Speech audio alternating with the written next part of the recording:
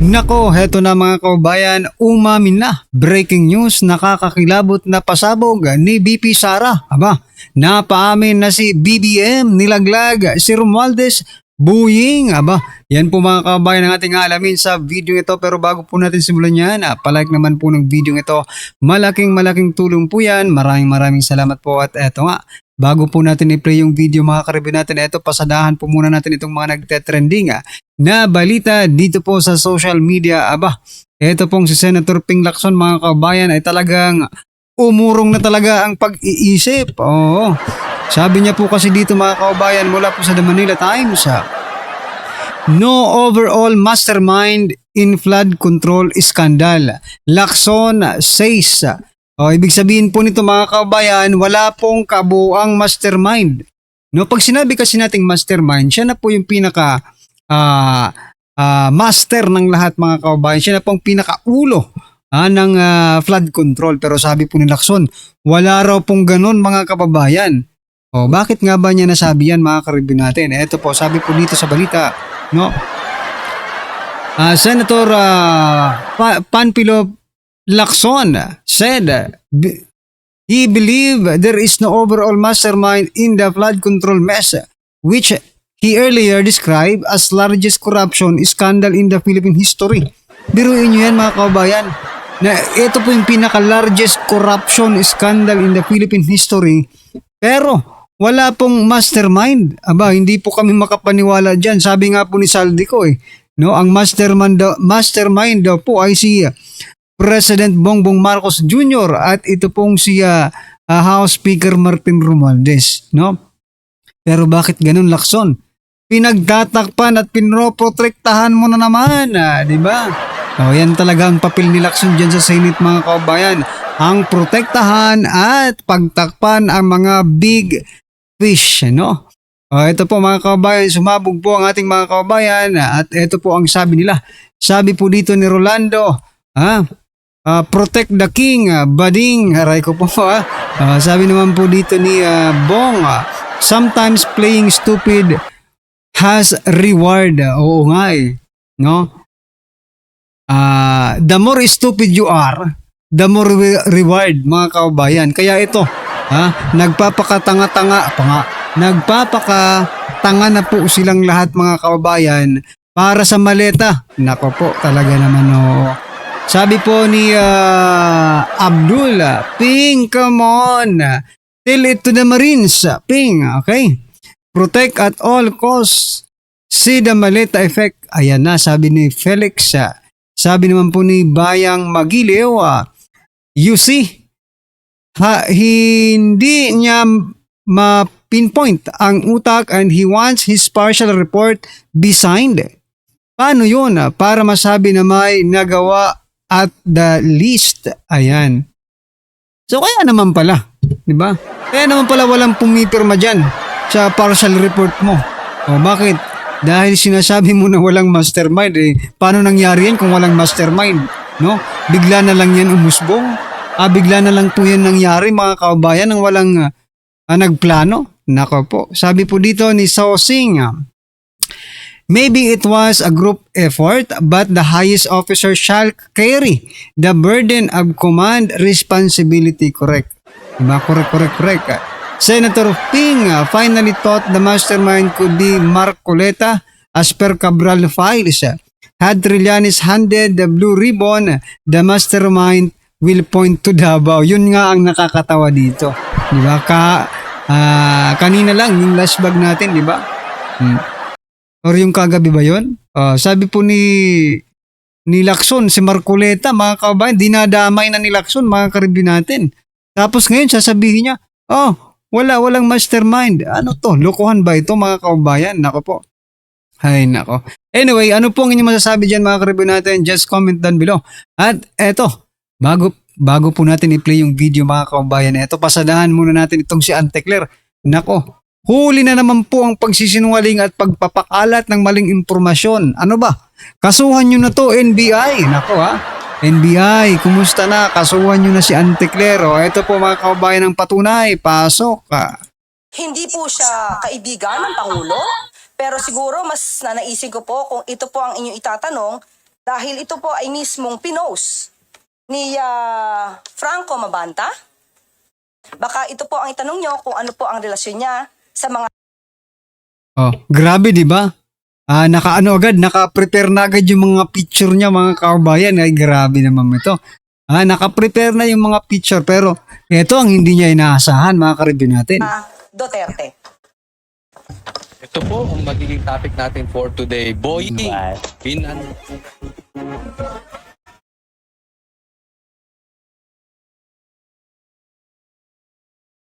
Hindi po siya kaibigan ng Pangulo, pero siguro mas nanaisip ko po kung ito po ang inyong itatanong dahil ito po ay mismong pinost ni Franco Mabanta. Baka ito po ang itanong nyo kung ano po ang relasyon niya sa mga Duterte. Meanwhile.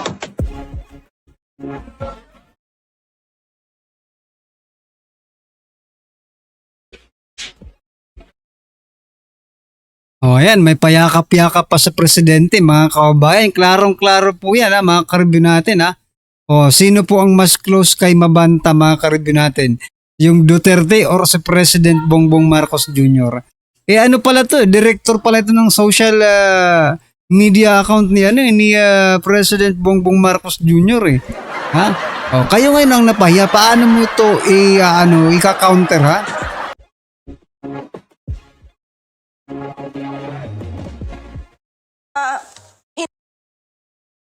Oh, Claire, paano mo i-counter yung fake news mo na naman, di ba? Ay, nako, Claire, magbago na kayo.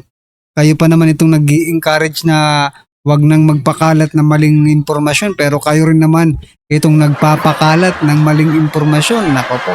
Diba? Nakakahiya po ito sa buong mundo, mga kababayan, kung alam nyo lang. Sa bagay, wala na po silang pakialam sa buong mundo. Ha? Wala na pong silang pakialam sa buong mundo kasi wala din naman mga investor na gustong mag-invest ngayon sa Pilipinas dahil po sa mga ginagawa ng mga katulad nito, mga kababayan. Ay, nako. Anyway, ano po ang inyong masasabi dyan, mga ka-review natin? Just comment down below. At eto, pasadaan na po natin yung video. Pasok ka. Ito po ang magiging topic natin for today. Boying. Binanatan na si Martin Maleta. Ito exciting po yan. Naku, malapit na po ang inaasam-asam natin. Mahuhuli na yung mga magnanakaw. Tampi, makukulong na. Alam kong gusto nyo yan. Hindi na po natin pagtatagalin, pero dediretso na tayo agad-agad sa ating topic. Pero nagpapaalala po itong video na ito. Malaki pong tulong sa atin yan. Sa algorithm. Like lang, libre po yan. Ang balita ngayon, trending at pinag-uusapan ngayon sa mundo ng social media. Ang tiumano'y balitang. Ito ang balitang dapat malayan na pilit tinatago at pilit ayaw di umanong ipalabas ng mga bayarang media sa palasyo, kamara at senado sa publiko. Pero bago ang lahat, kung bago ka pa lamang sa channel na ito at kung gusto mo ang mga balitang politika, ay please huwag kalimutang mag-like, subscribe at i-click ang notification bell para mas maging updated ka palagi sa lahat pa ng mga bagong video na i-upload namin. At ito na nga mga kababayan. Ito, tingnan po natin maganda ito. At kailangan natin bantayan to araw-araw na tunay na gawin at hindi lang for the show. Kasi binanata na. Ito na. Bumabanat na si Boying dito kay Tambaluslos, dito kay Martin Maleta. At alam naman natin, malabo pong walang go signal ni Bongbong Marcos yan. Okay yan. Sinasabi ko sa iyo, Boying, okay yan. Talagang imbestigahan na yan at kasuhan na to si basta totoo. Tingnan po natin ito. Peter Martin Romualdez ang mastermind ng flood control scandal ayon sa Office of the Ombudsman. Ayon sa Ombudsman, mastermind si Boying ay si Martin Maleta. At ang sabwatang Romualdez at Saldico daw skandalo. Pero si PBBM tila narito ang exclusive agenda report ni Joash Malimban. Bakit ang mastermind si Tao at kasabwat si Saldico pero ligtas si Bongbong Marcos? Bakit naman gano'n? Teka muna Okay. Ako, naniniwala ako, in my opinion, mastermind si Bongbong Marcos. Mamaya sabihin nyo pinagtatanggol ko. Pero hayaan muna natin. Ang importante, madiin si Tambaluslos. Kasi po, pag nadiin yan si Tambaluslos, magtuturo yan. So wag muna natin kontrahin kahit na hindi nila tinuturo nitong si Boying si Bongbong Marcos. Di ba? Alam naman natin magkoconnect yan ha. Ang importante, ipatawag. Pitpitin. Ipakulong si Romualdez nang isiwalat niya yung mga kasama niya. Kung ilarawan ng Office of the Ombudsman Nga lang dito mga kabayan, kung ang lahat ng ito ay kadramahan lang po ng administrasyong ito. Kami rin po ang nag-sospetsa na baka drama lang ang lahat ng ito. At pagdating po ng panahon sa 2028, for example, ay di ba, kasuhan niya yun si Martin, tapos pagka 2028, i-absuelto rin nila mga kabayan. Eh di wala na tayong napanagot na mastermind. Nako po. ang nangyaring korupsyon sa flood control projects sa pagitan ni na former House Speaker Martin Romualdez at puganteng si Zaldico. Ayon sa complaint affidavit na isinampa ng Office of the Ombudsman noong April 20, tinatayang aabot sa 56 billion pesos ang umano'y ill-gotten wealth na nakuha ng dalawa mula 2022 hanggang 2025. Sa mga panahong ito, House Speaker si Romualdez habang chairperson ng House Appropriations Committee si Ko. Ayon sa affidavit, coordinated acts ang ginawa ng dalawa. Kung pagbabasihan daw ang mga ebidensya kasama na ang statement ng mga lumutang na witnesses, tila inimpluwensyahan o inudyukan ni Romualdez si Ko na manipulahin ang public infrastructure funding. Nagsabuatan daw sina Ko at Romualdez sa pagbuo ng sistema para makakolekta ng kickbacks mula sa mga proyekto. Kabilang daw dyan ang naging pag-amin ni Ko na mayroong monthly quota na 2 billion pesos na regularly ay idinideliver daw sa mga property na pagmamayari ng dating House Speaker. Ayon sa affidavit, by virtue of his position and authority bilang Speaker, si Romualdez daw ang nag-udyok kina Ko at iba pang public officials na gumawa ng umano'y acts necessary to implement the scheme. So, ibig sabihin nito mga kaubayan, si Romualdez po ang mastermind. Taliwas po sa sinasabi ni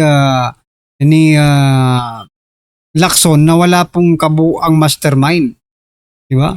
Talaga merong mastermind dyan. Kung si Romualdez, pero ang taong bayan hindi po naniniwala na si Romualdez ang totoong mastermind dyan. Mga kaubayan. Di ba? Niloloko naman tayo ng mga ito. Yun. So sa madaling salita, parang sumasang-ayon itong si Ombudsman o ito si Boying dito sa mga pinagsasabi ni Zaldico. And remember this, binanggit niya lang din na nagdi-deliver siya sa Malacanang. At si Zaldico, na sinasang-ayunan nila ngayon, na sinasang Marines, sinabi nag-deliver din sa Malacanang. Pero wag muna si Malacanang, dito muna tayo. Na idinidiin na po ito si Tambaluslos. Ngayon, ito po ang trabaho natin. Kailangan bantayan natin. Ingay tayo. Kailangan tuluyan to si Martin. One thing for sure, pag tumahimik na at hindi nagtuloy-tuloy ang kaso ni Romualdez, ni hindi siya naimbestigahan sa Senado, ni hindi pinatawag ng Blue Ribbon, ni hindi pinatawag ng Ombudsman, ni kung sino-sino, sa madaling salita, lip service. Kunwari lang nagsampa ng kaso. Pero wala naman. Hindi umuusad. In short, for the show. Guaranteed po yan, mastermind din si Bongbong Marcos. Bakit kanyo? Kasi, ibig sabihin, nag-usap na. Naalala nyo si Martin Romualdez, nagsabi na kung siya ibabagsak, may idadamay siya. Idadamay niya yung mga kasama niya. So, kung nahinto itong pagtugis kay Martin Romualdez, hindi na nga natin alam kung nasan si Martin. Panawagan ko sa mga congressman, kahit sino, kahit si Ridon, kahit si Luistro, nakikita pa ba nyo? Pwede nyo bang picturean kung si Martin Romualdez ay nasa Pilipinas pa? Baka nga wala na yan eh. Diba? Anong sabi? Hindi nga daw pumapasok yan pero sa attendance present. Di sumasahod yan. Diba? Ang tanong nga, tutuluyan ba? Yun. So magtatrabaho tayo lahat. kalampagin natin ang social media. Huwag tayong magpapaka-relax-relax. Baka 2 buwan, 3 buwan, 4 na buwan, 6 na buwan, wala pa rin nangyayari kay Romualdez. Nag-uusap. So ayan mga kabayan, ang tanong nga dyan, drama lang ba ito or talagang tutuluyan nila itong si Romualdez? Kapag tinuluyan nila si Romualdez, kakanta at kakanta yan mga kabayan. Hindi pwedeng siya lang. Sabi niya, hindi siya papayag na siya po ang maging fall guy. Oh, yan po yung hint natin, yan po yung go signal mga kabayan na senyales, di ba? Na dapat talagang mapanagot si Romualdez para para mailabas niya rin yung mga totoong mastermind. Kasi sabi niya, hindi siya papayag na maging fall guy siya ng mga korupsyon na nangyayari sa Pilipinas. Mga kababayan, napakatinding statement niya na mga kababayan. Oh, hindi niya ayaw niyang maging fall guy, di ba? Ibig sabihin, magtuturo yan. Tamang sinasabi ni Coach Oli, kailangan managot muna itong si Romualdez. Okay? Anyway, ano po ang inyong opinion, reaction patungkol po dyan mga kababayan? Just comment down below at syempre, huwag pong kalimutang i-like ang video ito. Malaking tulong po yan. Maraming salamat po.